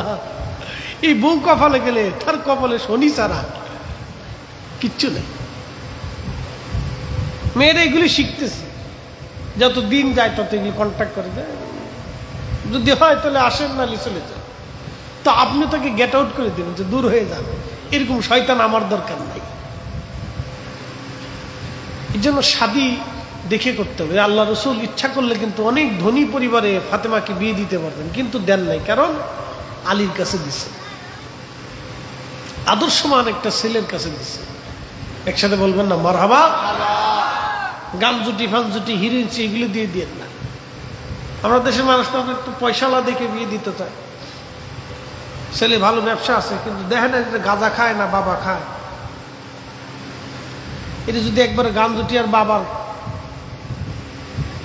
খাওয়ার একবার পড়ে যায়, তো মেয়ের জীবন শেষ। সারা জীবনে ঘান টানতে টানতে ওর জিন্দিগিটা বরবাদ করে দেবে। মনে রাখবেন, বিয়ে থা দিতে হলে আদর্শমান একটা ছেলে দেখে দিবেন, গরিব হোক অসুবিধা নেই। বেশি দিন মুহূর্তের মধ্যে ধরিয়ে না। আপনাকে চট্টগ্রামে তো 15 লাখ না 20 লাখ, কত? হ্যাঁ, 12 লাখের উপরে। লা হাওলা ওয়ালা কুওয়াতা ইল্লা বিল্লাহ, আস্তাগফিরুল্লাহল আযীম। এগুলি এক প্রকারের নীরব জুলুম, নীরব জুলুম, এগুলি অন্যায়, ঠিক না? আল্লাহ রসুল বলছেন তোমরা বিবাহকে সহজ করে দাও, সহজ করে দাও, বিয়েকে সহজ করে দাও। অল্প টাকা দেন মোহর। আমার দেন মোহর কত জানেন? 1,50,000 টাকা। বিশ্বাস করবেন, ফরিদ সাহেব বিয়ে করছে, দেন মোহর 1,50,000। আমার চাচা শ্বশুর এসে বলতেছে বাবাজি 5 লাখ করে দিই। আমি বললাম কোনো দরকার নেই, আমার যা সামর্থ্য আছে এটাই লেখেন। যদি ভাগ্য ভালো হয় আপনার মেয়ে আরো বহুত কিছু পেতে পারে। তো ভদ্র মানুষ, তো ভদ্র ফ্যামিলি, রাজি হয়ে গেছে। মাশাআল্লাহ। তো পাইতে পাইতে পাইতে পাইতে কোটি টাকা সম্পদ পেয়ে গেছে। মারহাবা বলবেন না? আমি দিয়ে দিছি একবারে, যাও নিশ্চিন্তে ঘুমাও, কোনো চিন্তা নেই, কোনো টেনশন নেই। আর লিখছি লাখ ডেকে ঘুমায়, দিয়ে দিচ্ছি, যাও। শোনেন, বিবাহকে সহজ করতে হয়। সহজ করলে সব সহজ। জটিল করবেন না, কঠিন করবেন না, কি ছেলে পক্ষ কি মেয়ে পক্ষ। এই যে দেখেন আপনাদের চট্টগ্রামে না কোথায় রেওয়াজ আছে, প্রত্যেক রমজানে নাকি ঈদে খাসি না ছাগল না পাগল কি দিতে হয়। এগুলি করবেন না, এগুলি বাতিল করে দেন, নিজ মন থেকে উঠিয়ে দেন। যারা মেয়ে আনছেন তারা অন্তর থেকে উঠিয়ে দিবেন না। মেয়ের বাপেরই এই সমস্ত বিষয়ে প্রেশার দিব না।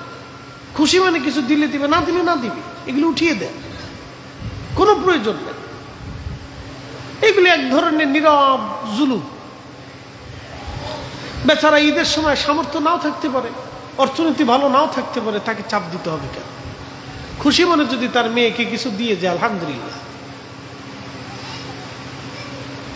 কই আমরা তো বিয়ে করেছি, জীবনে কোনোদিন শ্বশুর বাড়িতে কি আসলো না আসলো এগুলো মাথার ভিতরে কোনো ঢুকেই নেই, চিন্তাও করিনি কোনোদিন।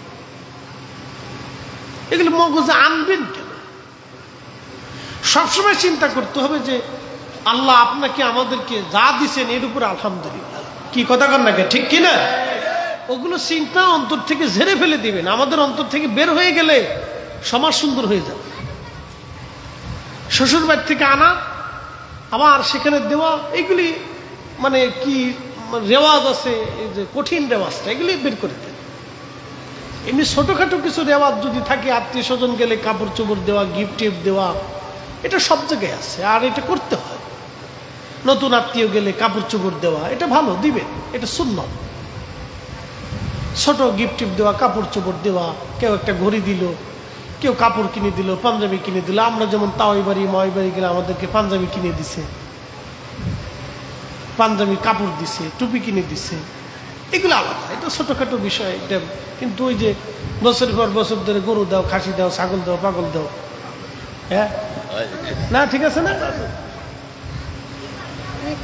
না তোমার আর কথা বলা লাগবে না, তুমি বসো, ওয়াজ আমি করতেছি।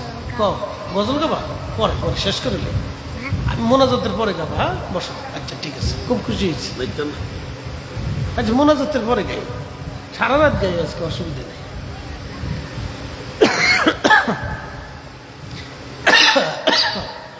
এই সমস্ত রেওয়াজগুলি আমরা উঠে দিই। যে আল্লাহ রসুলের জীবনী আপনাদেরকে শোনাইলাম, কত সহজ বিবাহ ছিল। একসাথে জোরে বলবেন না মারহাবা। আর একটা বিয়ের কথা শোনাই, শোনাবো? আর একটা বিয়ের কথা শোনাবো? হ্যাঁ শোনাই। শেষ। রাত কত বাজে? বেশি না, কেবল 2টা বাজে। দূর, আরো কিছুক্ষণ চলুক ইনশাল্লাহ। একসাথে বলে তো আল্লাহু আকবার। একজন সাহাবী ছিলেন, তার নাম জুলাইবি। নাম কি? জুলাইবি। বাইটে বাইটে বেঠে বেঠে বামন।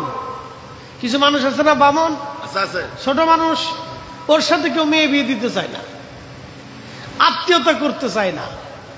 জুলাইবি একে তো বামন, দ্বিতীয়ত কালো, তৃতীয়ত বাবা মার কোনো পরিচয় ছিল না। মানে সে ছোটকালে হারাই গেছে, বামন টামন দিকে আর কেউ নেয় নাই, খোঁজ খবরও নেয় নাই। তো ঘুরতে ঘুরতে ঘুরতে ঘুরতে আল্লাহ রসুলের দরবারে এসে পড়ছে।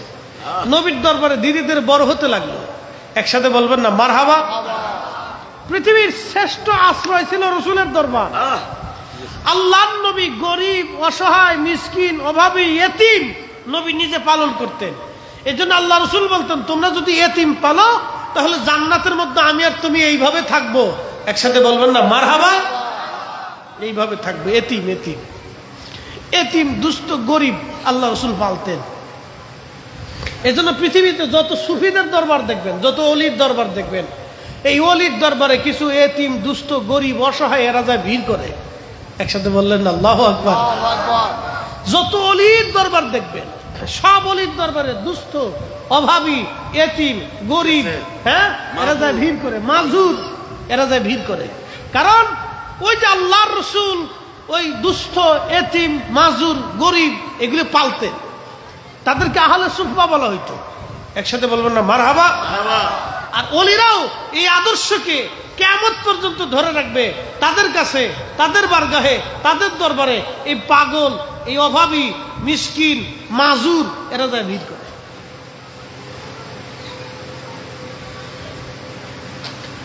প্রিয় উপস্থিতি, আল্লাহর হাবিবের বারগাহে সাহাবী জুলাইবি বামন বেঠে সাহাবী ধীরে ধীরে বড় হলেন। নবীজি বললেন, জুলাইবি তুমি তো বড় হয়েছ, তোমার একটা সংসার দরকার, বিয়ে করানো দরকার। জুলাইবি বলেন, ইয়া রাসূলুল্লাহ, একে তো আমি বামন, দ্বিতীয়ত গরিব, 3 নম্বর বংশের পরিচয় নাই, 4র্থ নম্বর আমি নিগ্র, কালো, মদিনার কোনো মেয়ে আমাকে পছন্দও করবে না, মদিনার কোনো মেয়ের বাবা আমার সাথে মেয়ের বিবাহ দেবে না। আল্লাহর নবী বললেন, জুলাইবি আমি নিজে পছন্দ করে তোমাকে বিবাহ করাবো। একবার জোরে বলা যাবে কে মারহাবা।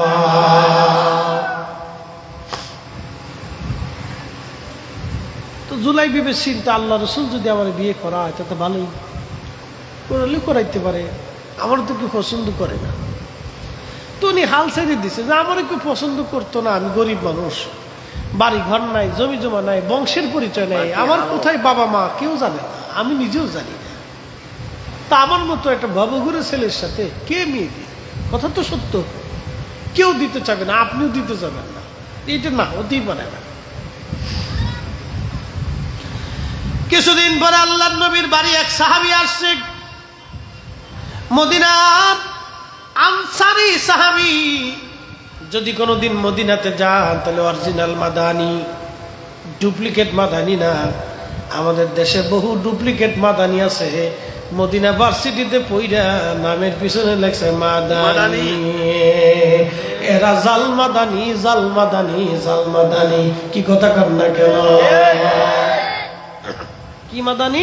জাল, জাল মাদানি। মদিনাতে বসে লাগিয়ে দিছে মাদানি। উরে বাপরে,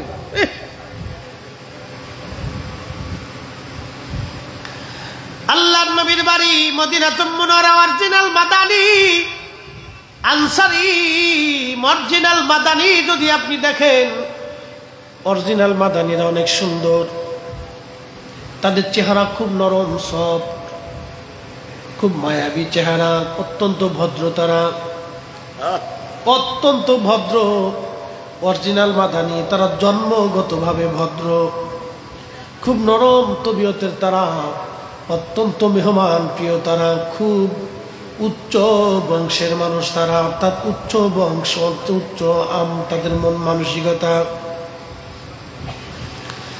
আল্লাহ রসুলের রওজা শরীফের সোহবত ঘিরান তাদেরকে পরিবর্তন করে দিচ্ছে। অত্যন্ত শরীফ সুন্দর মনের অধিকারী, আর তাদের মেয়েরা অত্যন্ত পর্দানিশীল আর খুব মানে আপনার কি বলে লাজুক এবং খুবই ভদ্র এবং খুবই নম্র, এবং তারা অত্যন্ত মাদানী। এটা আপনাকে ভাষায় প্রকাশ করতে পারবেন। অরিজিনাল মাদানী যারা,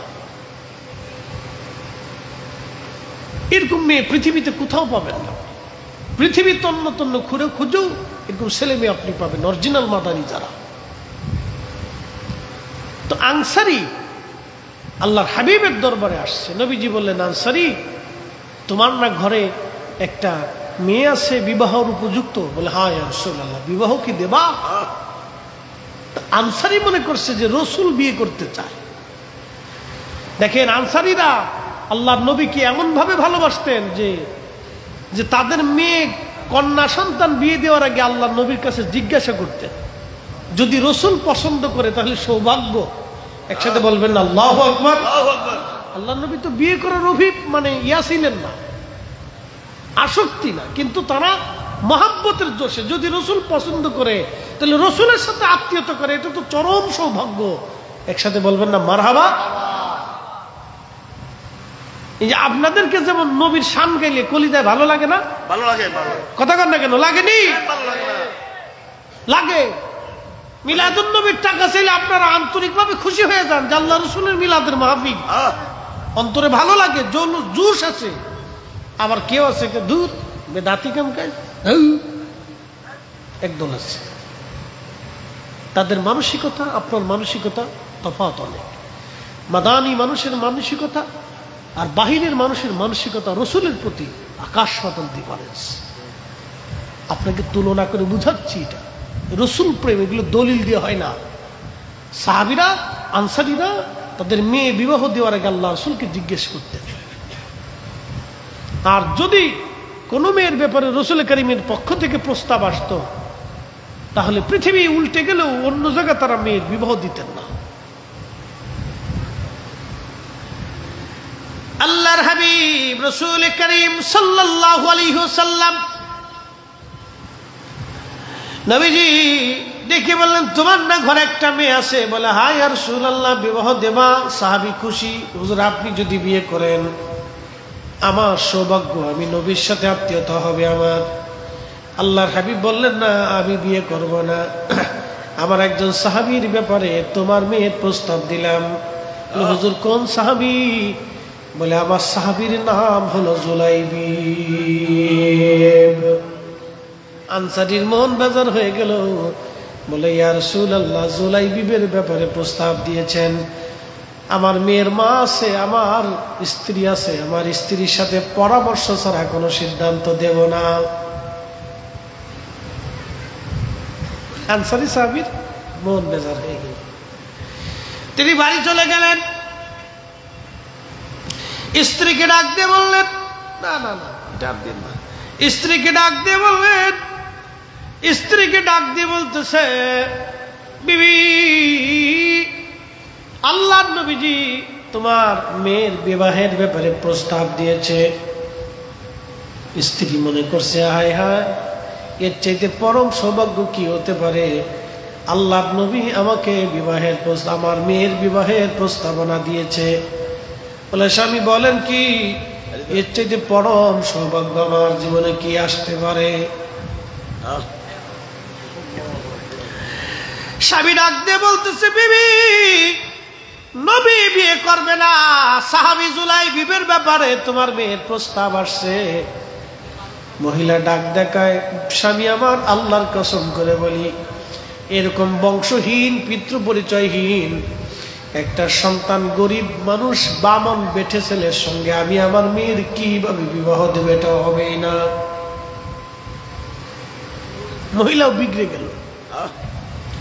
দুইজনে ঘরের ভিতরে কথা চলতেছে, পাশের রুম থেকে মেয়েটা শুনতেছে, পাশের রুম থেকে মেয়েটা আসছে। মেয়েটা আসিয়া আল্লাহর নবীর মায়ের ঘরের বাবার ঘরের ভিতরে ঢুকিয়া বলেন, আম্মা জান, আব্বা জান, কি নিয়ে আপনারা কথা বলতেছেন?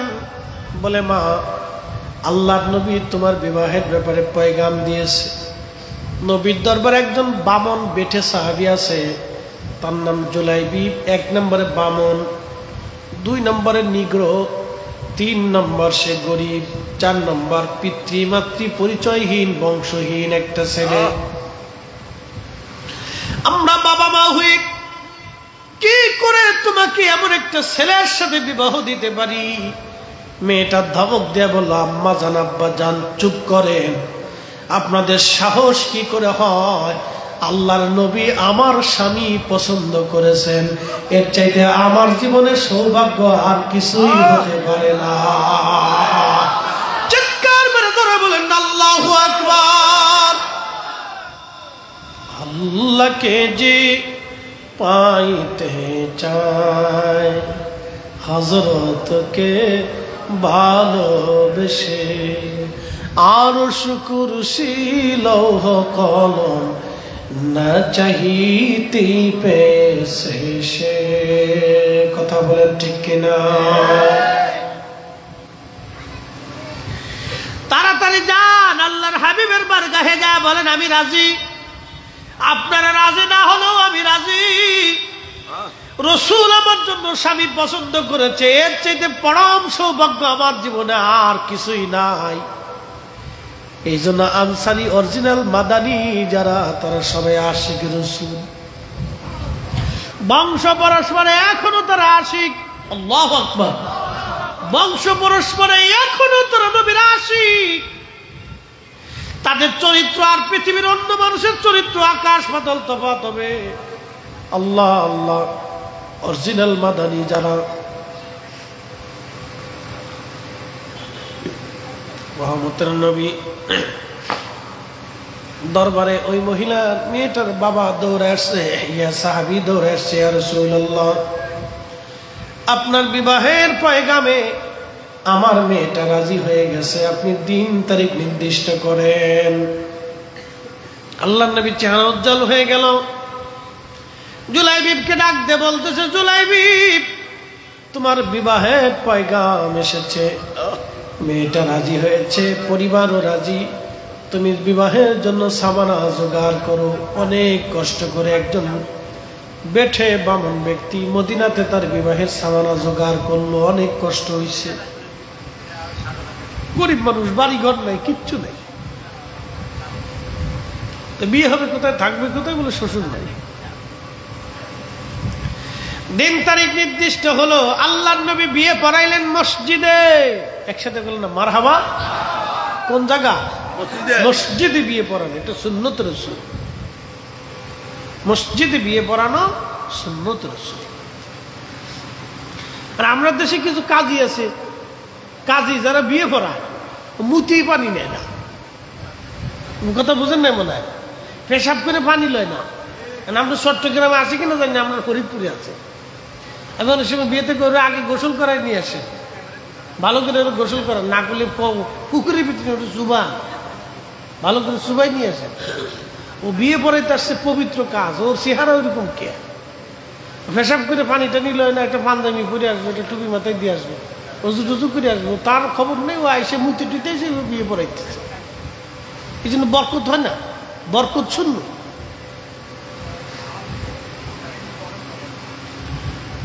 মুসলমান খুব মনোযোগ দিয়ে, বিয়ে পড়ানো হচ্ছে মসজিদে। বিয়ে হয়ে গেল, নবীজি ডাক দিলেন, জিহাদের ময়দানে যারা যাবা তারা আসো। আল্লাহু আকবার। জিহাদের ময়দানে যারা যাবা তারা আসো। জুলাইবিব মদিনার একজন সুন্দরী মেয়ে বিয়ে করলো। মাদানীরা অরিজিনাল মাদানী এমনিতে সুন্দর, আর পরমা সুন্দরী হয়। আল্লাহ তাদের শারীরিক ভাবে, জন্মগত ভাবে আল্লাহ তাদেরকে সুন্দর করে বানায়। মাদানী মেয়ে সুন্দরী রমণী স্ত্রী পাওয়ার পরে জুলাইবিব চিন্তা করলো, আমার নবী জিহাদের ময়দানে চলে যাবে আর আমি শ্বশুর বাড়ি থাকবো, তা হয় না। আমি আমার রাসূলের সঙ্গে জিহাদের ময়দানে রওনা হয়ে যাব। একসাথে বলবেন আল্লাহু আকবার। ইমাম ইবনে কাসির তাফসীর ইবনে কাসিরের বিবরণ জীবনী লেখছেন জুলাইবিব রাদিয়াল্লাহু আনহু যুদ্ধের ময়দানে নবীর সঙ্গে রওনা হয়ে চলে গেলেন। একটা নজর স্ত্রীর দিকেও তিনি তাকানোর নাই, বিবির ঘরে যান নাই, বাসা ঘর করেন নাই, এইভাবে রওনা হয়ে গেলেন। একটাই চিন্তা, রাসূল নাই, যেই নবীর জন্য সংসার পাইলাম, জিন্দেগি পাইলাম, ওই নবী জিহাদের ময়দানে থাকবে, আর আমি জুলাইবিব শ্বশুর বাড়ি আরাম আয়েশ করে কাটাবো, তা হয় না। এরা সাহাবী সাহাবী সাহাবী। এই জন্য আল্লাহ রসুল বলতেন, আল্লাহ আল্লাহ ফিয়া সাহাবী, আল্লাহ আল্লাহ ফিয়া সাহাবী। আমার সাহাবীদের ব্যাপারে আল্লাহকে ভয় করো। লা তাত্তাখিদুহুম গরাদাম মিন বাদি। আমার ইন্তেকালের পরে আমার সাহাবীদের সমালোচনা করবে না, আমার সাহাবীদেরকে গালিগালাজ করবে না, আমার সাহাবীদের ত্রুটি বিচ্যুতি উত্থাপন করে তাদের ভুল ত্রুটি ধরতে যাবে না। একবার জোরে বলবেন কি মারহাবা।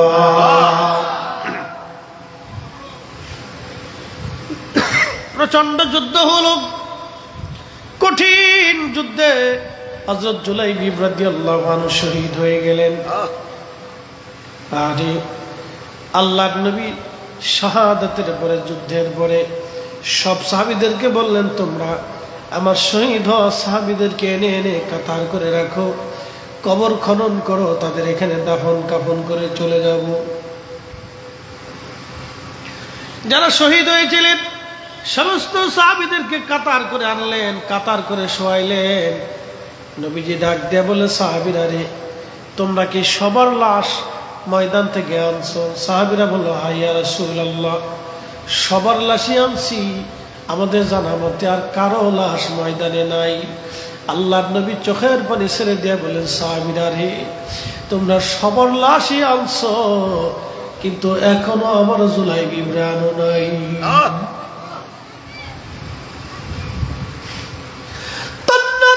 করে খুঁজে দেখো আমার জুলাইবিব কোথায়, আমার জুলাইবিব আমার জুলাইবিবের লাশ কোন জায়গায় আছে বলো। সাহাবীরা তন্ন তন্ন করে ময়দান তালাশ করতেছে, দেখতেছে ময়দানের এক কোনায় 7টা লাশ পড়ে আছে। এই 7টা লাশ সরায় দেখলো, 7টা লাশের নিচে ছোট্ট বামন বেঠে জুলাইবিব রাদিয়াল্লাহু আনহু শহীদ হয়ে পড়ে আছে। সাহাবীরা বলল, হুজুর, 7টা কাফেরকে শহীদ করে 7টা কাফেরকে জাহান্নামে পাঠিয়ে জুলাইবিব নিজে শহীদ হয়েছে। আল্লাহর নবীর কাছে জুলাইবিবকে নিয়ে আসা হলো। শহীদ যারা হয় তাদের জানাজা হয়, কিন্তু গোসল করানো হয় না। রক্তমাখা অবস্থায় তাদেরকে কাফন পড়াইয়া কবরে রাখা হয়। ওই অবস্থায় নবীজি বললেন, তোমরা কবর খনন করো। আরে আল্লাহর নবী জুলাইবিব ছোট্ট বেঠে বামন জুলাইবিব রাদিয়াল্লাহু আনহুর লাশ মোবারক নবীজি ডাক দিয়ে বলেন, সাহাবীরা রে, সবাই তোমরা কবরে জুলাইবিবকে নিবা, কিন্তু না, আমি নবী নিজে তারে কবরে নিয়ে যাব, নিজে কবরে তারে নামাবো। আমার জুলাইবিব, আমি তারে মদিনার সুন্দরী মেয়ে দেখি বিবাহ দিয়েছিলাম, কিন্তু আমার জুলাইবিব সংসার করে নাই। আমি রাসূলের মায়ায় আমার সঙ্গে জিহাদের ময়দানে আজকেও শহীদ। আজকে আমার জুলাইবিব শহীদ। আমার জুলাইবিবের লাশ আমি নবী নিজে কাঁধে করে নিব, আমি নবী নিজে তারে কবরে নামাবো। আল্লাহর নবী নিজে কাঁধে করে লাশ নিয়ে গেলেন। উম্মতের লাশ নবীর কাঁধে, সাহাবীরা কাঁদতে লাগতেছে। নবীজি নিজে কাঁধে করে হযরত জুলাইবিবের লাশ নিয়ে কবরের মধ্যে নবী নিজে নামাইলেন, নিজে রেখে দিয়ে বিদায় জানে চলে আসলেন। একবার আওয়াজ তুলে বলা যাবে কি মারহাবা। হে সবজ গম্বদ ওয়ালে मंजूर दुआ कर, जब वक्त नजर आए आका दीदार अता करना, दीदार अता करना। मैं कब्र अंधेरी में घबराऊंगा जब तन्हा, इमदाद मेरी करने आ जाना रसूल अल्लाह, इमदाद मेरी करने आ जाना रसूल अल्लाह।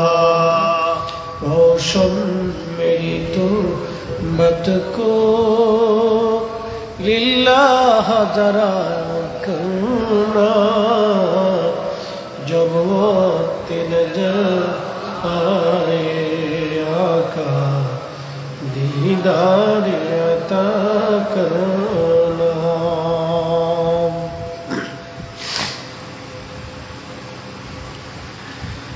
नबीजी चले আসছে মদিনায়। যেই মেয়েটা নবীর ভালোবাসায় জুলাইবিবকে বিয়ে করেছিল, আজ মেয়েটা বিধবা হয়ে গেল।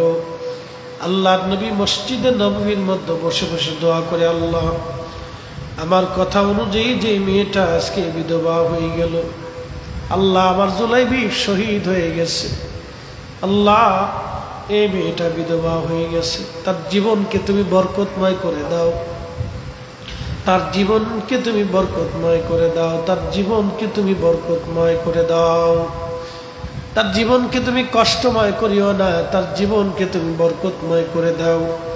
সারা মদিনায় জানাজানি হয়ে গেল ওই মেয়েটার জন্য স্পেশাল নবী নিজে দোয়া করছে। কারণ আল্লাহর নবীর দোয়া বিফলে যাবার মতো না, নবীর দোয়া কখনো বিফলে যায় নাই। নবী দোয়া করছে, সারা মদিনায় সংবাদ ছড়িয়ে গেল। সারা মদিনায় সংবাদ ছড়ানোর পরে আল্লাহর নবী রাহমাতুল লিল আলামিনের দরবারে প্রস্তাব আসতে লাগলো, হুজুর যে মেয়েটার জন্য নবী নিজে দোয়া করছে ওই মেয়েটা আমার ঘরের পুত্রবধূ হিসেবে চাই। এইভাবে শত শত প্রস্তাব নবীর দরবারে আসতে লাগলো। ওই মেয়েটার জন্য একবার জোরে বলবেন কি মারহাবা।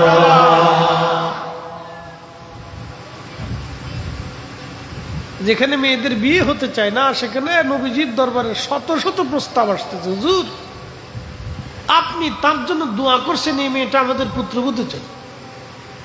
সব বাবারাই সে বীর করতেছে, হুজুর আমার ছেলের সাথে এই মেয়েটা চাই, আমার সংসারে এই বরকতওয়ালা মেয়ে চাই, আপনি তার বরকতের জন্য দোয়া করছেন। আল্লাহু আকবার। না না হয় না, আরো জোরে বলবেন আল্লাহু আকবার। সাহাবীরা এরকম ভাবে রাসূলের আশিক ছিল। একটা মেয়ের জন্য বরকতের দোয়া করছে, তার পিছনে লাইন ধরে গেছে শুধু এই মেয়েটাকে সংসারে নেওয়ার জন্য। বুঝতে পারছেন? সাহাবা কেরাম এইভাবে রাসূলকে মর্যাদা দিতেন, প্রাধান্য দিতেন। এগুলি থেকে আমাদের অনেক কিছু বোঝার আছে, শিখার আছে। আমরা আল্লাহর হাবিবের প্রত্যেক বিষয়গুলিকে প্রাধান্য দিব, মহব্বত রাখব। আগামী কিছুদিন পর একটা মাহফিল আছে এই আপনাদের এখানে,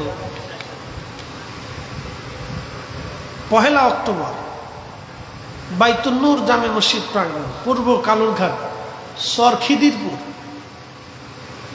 অক্টোবরের 1 তারিখ, নভেম্বর বলে ফেলছি, অক্টোবরের 1 তারিখ পূর্ব কালুরঘাট, চর দিঘিরপুর, চর খিদিরপুর, চর খিদিরপুর, হ্যাঁ বাইতুন নূর জামে মসজিদের মাঠে। এখানে আমি থাকবো, মৌলানা তারেক আবিদিন আল কাদরি ভাই থাকবে, আবুল কাশেম রিজভী সাহেব সহ আরো ওলামা থাকবে ইনশাআল্লাহ। আল্লাহ আমাদের প্রত্যেকের বোঝার তৌফিক দিক, আমলের তৌফিক দিক বলেন আমিন। আসেন নবীজিকে দাঁড়ায় সালাম জানাই, ইয়া নবী সাল্লাল্লাহু আলাইহি